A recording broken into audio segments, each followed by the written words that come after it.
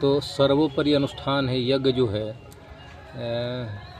गीताकार ऐसे कहते हैं, भगवान श्री कृष्ण जो है सभी कर्मों में यज्ञो वै श्रेष्ठतरम कर्म, सभी कर्म संसार में जितने भी कर्म है उन समस्त कर्मों में यज्ञ सर्वोपरि कर्म है। इसलिए भगवान का एक नाम यज्ञ है। विष्णु सहस्त्रनाम में आया है, यज्ञ भृत यज्ञ कृत यज्ञ यज्ञ भुग यज्ञ साधन यज्ञांत कृत यज्ञ गेह्य मन मन्नाद एवच।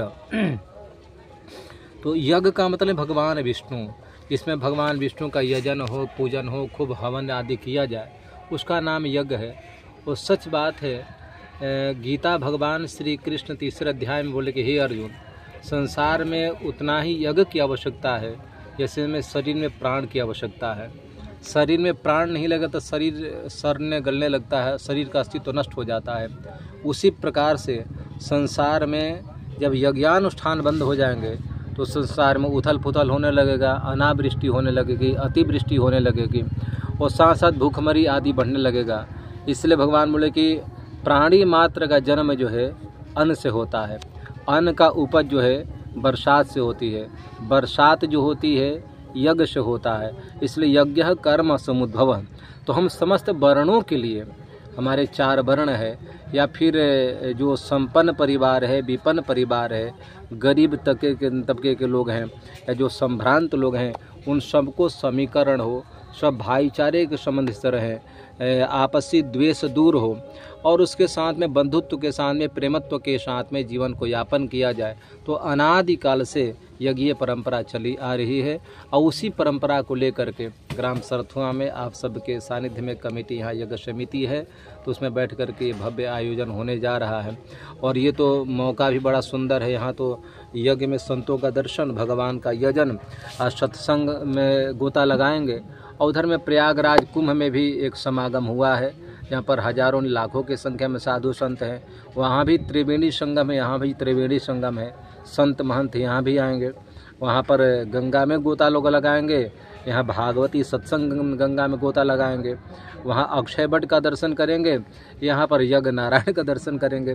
तो बड़ा संयोग सुंदर है और इसका लाभ हम पूरे क्षेत्रवासी को, शाहाबाद डिस्ट्रिक्ट के जो भी लोग हैं आसपास वाले, सबको लेना चाहिए। और ये तो यज्ञ भूमि है जहाँ पर हम लोग हैं, यहाँ तो बहुत बड़े बड़े यज्ञ हुए हैं। तो आज उसी को लेकर के यहाँ पर होने वाला सवाल है सर, बहुत सारे महात्मा लोग सनातन बोर्ड का गठन यहाँ राष्ट्र बना, क्या आपका समर्थन है? सनातन बोर्ड का गठन की बात है तो ये तो अच्छी बात है। आज जितने भी मतावलंबी हैं, धर्मावलंबी हैं, तो सब सनातन के ही अनुरूप है, सनातन के अंतर्गत ही हैं। तो सनातन बोर्ड से लाभ ये होगा कि यदि ये हो जाता है, होना भी चाहिए, तो हमारा जो धर्म है और सनातन ही एक वैदिक परंपरा इसी जो सबको लेकर के चलता है ना, तो ये बहुत ज़रूरी है ना।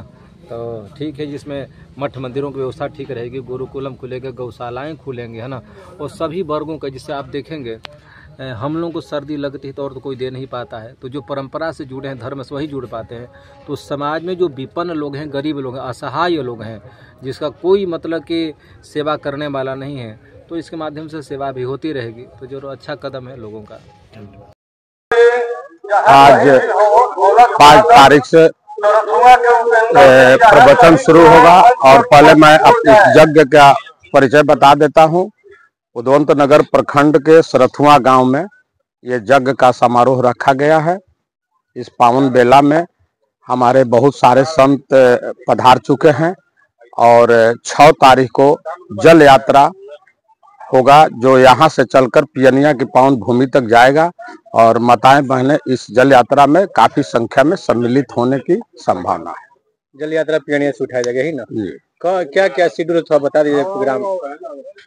आज 5 तारीख को प्रवचन शुरू होगा, कल जल यात्रा है 6 तारीख को और 7 तारीख को अग्नि प्रज्वलित होगा और यज्ञ का शुभारंभ। कथावाचक भी आए हुए हैं कहीं कहीं से? जी हाँ, बहुत कथावाचक आए हुए हैं, एक नहीं, अभी तक आशुतोष जी महाराज आए हुए हैं, एक काशी से भी महाराज जी आए हुए हैं और लोग आने वाले हैं।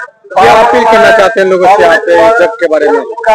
यज्ञ के बारे में हम यही अपील करना चाहते हैं कि काफी से काफी संख्या में माताएं बहनें भाई सभी लोग इस यज्ञ में आकर के इस पावन भूमि को सरथुआ में आए और भागवत कथा का आनंद ले और यज्ञ का एक भागी बने। नाम बता दीजिए। अरविंद कुमार से।